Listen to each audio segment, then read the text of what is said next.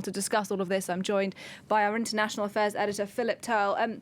Philip, what do you make then of this latest news of a possible ceasefire attempt by the Taliban? This exactly at the moment they appear to be making very fast progress on the ground. Well, I think this can be interpreted a couple of different ways, Nadia. The first one is that with the increase in territory that the Taliban is making much more rapidly than anyone predicted originally, this is putting them in a strong position as far as negotiating is concerned. You can see the places in red that the Taliban now controls.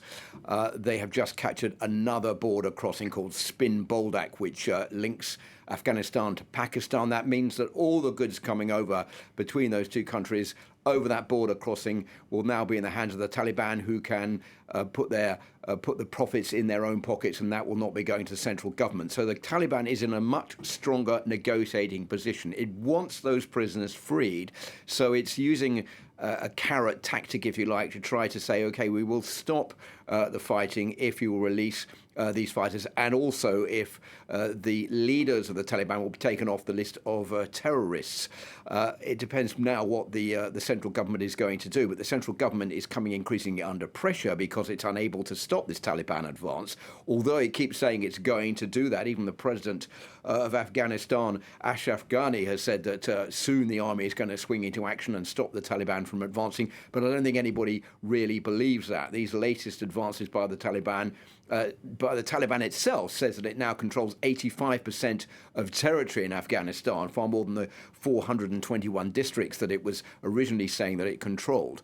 So the pressure is mounting on the Afghan government. Those talks in Doha between the Afghan government and the Taliban are not really going anywhere very fast. Just a reminder, that's on a power-sharing agreement.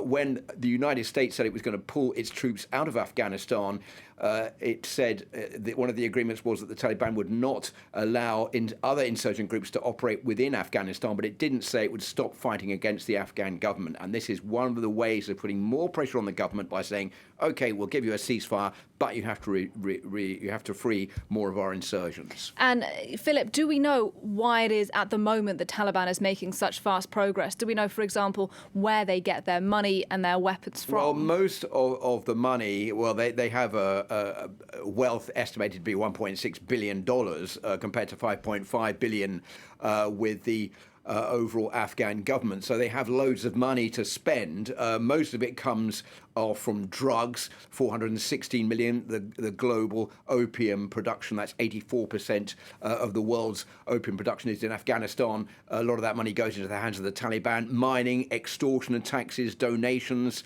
and exports, all of that is money that comes into the hands of the Taliban. Therefore, the Taliban is rich, it's in a strong negotiating position, and it's fighting against a government that no longer has the support of US and NATO forces. Philip Turle, thanks very much indeed for your analysis on the programme there.